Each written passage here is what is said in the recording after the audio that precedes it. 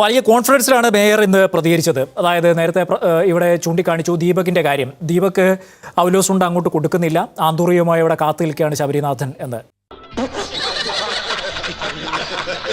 ഇതിലൊരു തീരുമാനമായിട്ട് വേണം ഞങ്ങൾക്ക് ഞങ്ങളുടെ കാര്യം തീരുമാനിക്കാൻ എന്ന് മേയർ പറയുന്നു. പക്ഷെ സത്യത്തിൽ നിങ്ങളുടെ കോൺഫിഡൻസ് ഇവർ തമ്മിൽ യോജിക്കില്ല എന്നാണോ? സാറ് കേട്ട് കാണുമല്ലോ, രണ്ട് മലകൾ തമ്മിൽ ചേരും, പക്ഷെ നാല് തമ്മിൽ ചേരില്ല എന്ന്. അതല്ല, നിങ്ങൾക്ക് അതിനപ്പുറമുള്ള ചില ഡീലുണ്ടോ? ഞങ്ങൾ ഈ നാട്ടിൽ ഒരു സമൂഹത്തിന്റെ കോൺഫിഡൻസിലാണ് ഞങ്ങളുടെ മേയറായാലും ബി ജെ പിയുടെ നേതൃത്വമായാലും ഞാൻ അടക്കമുള്ള ബി ജെ പിയുടെ പ്രവർത്തകന്മാരും ഈ തിരുവനന്തപുരം കോർപ്പറേഷനിൽ മുന്നോട്ട് പോകുന്നത്. അത് ഈ നാട്ടിലെ ജനങ്ങളോടാണ്. ആ ജനങ്ങൾ ഞങ്ങളോടൊപ്പം ഉള്ളിടത്തോളം കാലം ഇടതുപക്ഷമല്ല വലതുപക്ഷമല്ല, ഇനി ഇവരെല്ലാവരും കൂടി ഒരു അവിയൽ മുന്നണി ഉണ്ടാക്കി വന്നാലും ഞങ്ങൾ we don't care a bit എന്ന് പറയുന്നത് പോലെ ഞങ്ങൾ ഒന്നും തന്നെ കാര്യമാക്കുന്നില്ല. ഇനി ഞാൻ എന്റെ ബഹുമാനപ്പെട്ട കോൺഗ്രസിന്റെ നേതാവിനോട് അദ്ദേഹത്തിനോടുള്ള എല്ലാ ബഹുമാനവും തികഞ്ഞ ബഹുമാനം നിലനിർത്തിക്കൊണ്ട് തന്നെ പറയുന്നു, സത്യത്തിൽ താങ്കൾ ഇന്ന് ചോദിച്ച താങ്കളുടെ ഇൻട്രോയിൽ പറഞ്ഞൊരു കാര്യം ഞാനത് അപ്പൊ തന്നെ നോട്ട് ചെയ്തു. അതായത് കോൺഗ്രസിന്റെ വായ്ത്താരിയും അതുപോലെ തന്നെ ചാനലുകളിൽ ഇടം പിടിക്കാനുമുള്ള ഒരു പരിപാടിയാണോ ഈ അവിശ്വാസം എന്ന് പറയുന്ന ഈ കാര്യങ്ങൾ കൊണ്ട് ഉദ്ദേശിക്കുന്നതെന്ന് താങ്കൾ തന്നെ താങ്കളുടെ ഇൻട്രോയിൽ പറയുന്നുണ്ട്. ആറ്റിങ്ങൽ രാമകൃഷ്ണന് തെറ്റില്ല മോനെ, ശനി വരുന്നത് ഈ വഴിക്ക് തന്നെ. ശനി കൊണ്ടേ പോവും. ആര് കൊള്ളും? ഞാൻ തന്നെ കൊള്ളും. അപ്പോ ഞാൻ ഇന്ന് ഇവിടെ പ്രതീക്ഷിക്കുന്നത് SP ദീപക് CPM-ന്റെ പാർലമെന്ററി പാർട്ടി ലീഡറാണ്. സ്വാഭാവികമായും ആ വിഷയത്തിൽ അവരുടെ നിലപാട് പറയാൻ SP ദീപകിന് കെൽപ്പുണ്ട്. SP ദീപക് കൌൺസിലറാണ്. സ്വാഭാവികമായി തിരുവനന്തപുരത്തിന്റെ പൾസറിയാം, തിരുവനന്തപുരം നഗരസഭയുടെ വിഷയങ്ങൾ പറയാൻ പറ്റുന്നയാളാണ്. അദ്ദേഹം വന്നു.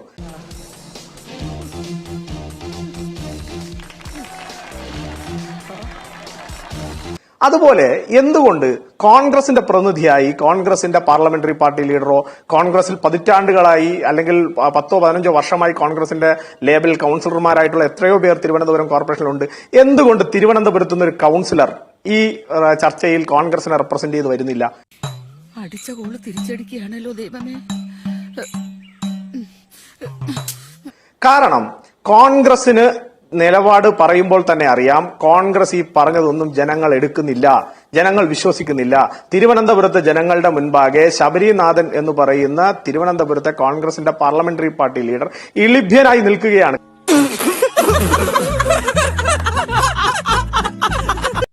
ഒരു സമരത്തിന്റെ പേരിലെങ്കിലും SP ദീപകിനെ പോലെയുള്ള ഇടതുപക്ഷത്തിന്റെ ആളുകൾക്ക് മുഖം കാണിക്കാൻ അവസരം കിട്ടുന്നു.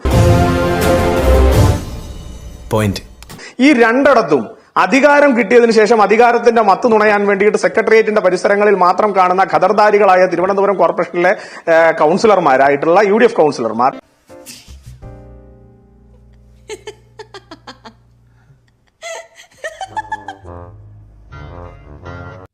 അവർക്ക് ഈ വിഷയത്തിൽ യാതൊരു തരത്തിലുള്ള നിലപാടുമില്ല. പക്ഷേ അവർ ഈ ഫ്രെയിമിൽ നിന്ന് ഔട്ടായി എന്ന് കണ്ടപ്പോൾ പെട്ടെന്ന് ഈ ഫ്രെയിമിലേക്ക് കയറാൻ വേണ്ടിയിട്ടുള്ള ബദ്ധപ്പാടിന്റെ ഭാഗമായിട്ട് കൊണ്ടുവന്ന ഉണ്ടയില്ല വെടിയാണ് നേരത്തെ താങ്കൾ അടക്കം വായ്ത്താരി എന്ന് പറഞ്ഞ ഈ പറയുന്ന അവിശ്വാസ പ്രമേയം എന്നുള്ള ഉണ്ടയില്ല വെടി. ഇനി സന്തോഷായോ?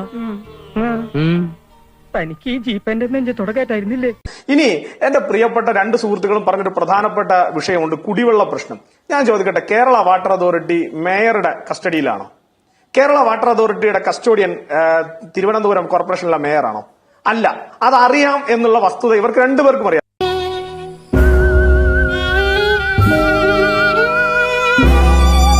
ഇപ്പൊ SP ദീപകിന്റെ പാർട്ടി ഇടതുപക്ഷം ഭരിച്ചിരുന്ന സമയത്താണ് ആറ്റുകാൽ പൊങ്കാല ദിവസങ്ങളിൽ ഈ പറയുന്ന തിരുവനന്തപുരത്തിന്റെ ഈ ആറ്റുകാൽ പ്രദേശത്തെ കുടിവെള്ളം മുട്ടിച്ച് അവിടുത്തെ ജനങ്ങളെ മുഴുവൻ തെരുവിലിറക്കി നിർത്തിയത് SP ദീപകിന്റെ പാർട്ടിയാണ്. അത് പിന്നെ എപ്പോഴത്തെ പോലെ ഞാനൊരു തമാശ ഉദ്ദേശിച്ചുള്ളൂ.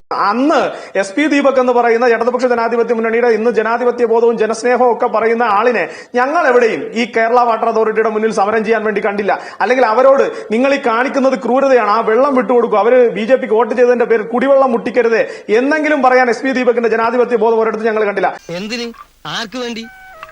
ഞാൻ എപ്പോഴും പറയാറില്ല ഇവന്മാര് ബൂർഷകളാണെന്ന്.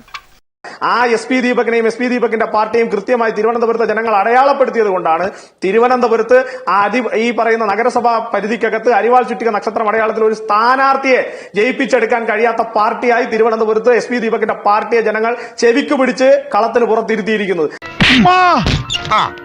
കിട്ടേണ്ടതൊക്കെ കിട്ടിയല്ലോ. സമാധാനമായല്ലോ. ഇനി അദ്ദേഹം പറഞ്ഞ പ്രധാനപ്പെട്ട മറ്റൊരു കാര്യം വേസ്റ്റ് മാനേജ്മെന്റ്. ആ വിഷയത്തിൽ എനിക്ക് കുറച്ച് ഡീപ്പായി പറയാനുണ്ട്. അതായത് വേസ്റ്റ് മാനേജ്മെന്റ് തിരുവനന്തപുരം കോർപ്പറേഷനിൽ നടക്കുന്നില്ല. ഞാൻ ചോദിക്കട്ടെ, 45 വർഷക്കാലം ഭരിച്ചൊരു പാർട്ടിയുടെ പ്രതിനിധിയാണല്ലോ, 45 വർഷക്കാലം ഇടതടവില്ലാതെ ഈ കോർപ്പറേഷൻ ഭരിച്ച പാർട്ടിയുടെ നേതാവാണല്ലോ ശ്രീ എസ് പി ദീപക്. അങ്ങനെയുള്ള എസ് പി ദീപകിന് ഉളുപ്പ് എന്ന് പറയുന്ന വാക്കിന്റെ ലേശം തൊട്ടുതലോടി പോയിട്ടുണ്ടെങ്കിൽ താങ്കൾ ഇത്തരത്തിലുള്ള ഒരു പ്രസ്താവന പറയോ? അവമാനിക്കരുത്, ഞാൻ നല്ലൊരു കുടുംബത്തിൽ പറഞ്ഞവനാണ്. നീ നല്ല കുടുംബത്തിൽ പറഞ്ഞു, ഞാൻ പിന്നെ മറ്റേ കുടുംബത്തിൽ പറഞ്ഞാണല്ലോ. 45 വർഷം ഭരിച്ചിട്ട് ഒരു പദ്ധതി, ഈ വിളപ്പിശാല പൂട്ടിപ്പോയതിനു ശേഷം തിരുവനന്തപുരം കോർപ്പറേഷനിലെ മാലിന്യം, ഖരമാലിന്യം എങ്ങോട്ടേക്കാണ് പോകുന്നതെന്ന് എസ് പി ദീപകൻ അറിയോ? അതല്ല ഉദ്ദേശം, ഞാൻ മാറി ചില പിന്നെ ചൂടാണ്ട് എ സി ഒന്നും ഇല്ല. അത് ഈ ചോദ്യം തിരുവനന്തപുരത്തെ കോർപ്പറേഷൻ കൗൺസിലിനകത്ത് ശ്രീമതി ആര്യ രാജേന്ദ്രൻ മേയർ ആയിരുന്ന സമയത്ത് ഞങ്ങളുടെ പ്രതിപക്ഷ പാർട്ടി ലീഡർ ചോദിച്ച സമയത്ത് ആര്യ രാജേന്ദ്രൻ എന്ന് പറയുന്ന നിങ്ങളുടെ മേയർ ആയിരുന്ന ആര്യ രാജേന്ദ്രൻ പറഞ്ഞ മറുപടി തിരുവനന്തപുരത്തെ ഈ വേസ്റ്റ് എല്ലാം പന്നി തിന്നോളും എന്നാണ്. കഴുത്ത് വരെ പെരുമ്പാമ്പ് വിഴുങ്ങി അവന്റെ തലയിൽ ഹാന തോറ്റെന്ന് പറഞ്ഞ പോലെ. നീ നിന്റെ തലയാണ് ഉദ്ദേശിച്ചത്. അത്തരത്തിൽ ഉത്തരവാദിത്വം ലെവലേശമില്ലാത്ത, ഒരു ദീർഘവീക്ഷണവും ഇല്ലാത്ത, ഒരു വേസ്റ്റ് മാനേജ്മെന്റിനെ കുറിച്ച് ഒരു പദ്ധതി പോലും തീരുമാനിക്കാൻ കെൽപ്പില്ലാത്ത ഒരു നാണം കെട്ട പാർട്ടിയുടെ പ്രതിനിധിയായി 45 വർഷക്കാലം ഈ നഗരസഭയെ മുടിച്ച് കുളം തോണ്ടിയിട്ട് നിങ്ങൾ വന്നിരുന്ന് ഞങ്ങൾക്ക് ട്യൂഷൻ എടുക്കാൻ വന്നാൽ ആ ട്യൂഷൻ കേൾക്കേണ്ട ഗതികേട് ഞങ്ങൾക്കില്ല എന്ന് തിരുവനന്തപുരത്തെ നഗരവാസികൾക്ക് അറിയാം. ശ്രീ എസ് പി ദീപക്, ഇനി ഞാനിവിടെ നിന്ന് ഡയലോഗ് പറഞ്ഞാൽ കരഞ്ഞു പോകും. ഉസ്മാനെ രക്ഷപ്പെട്ടോ.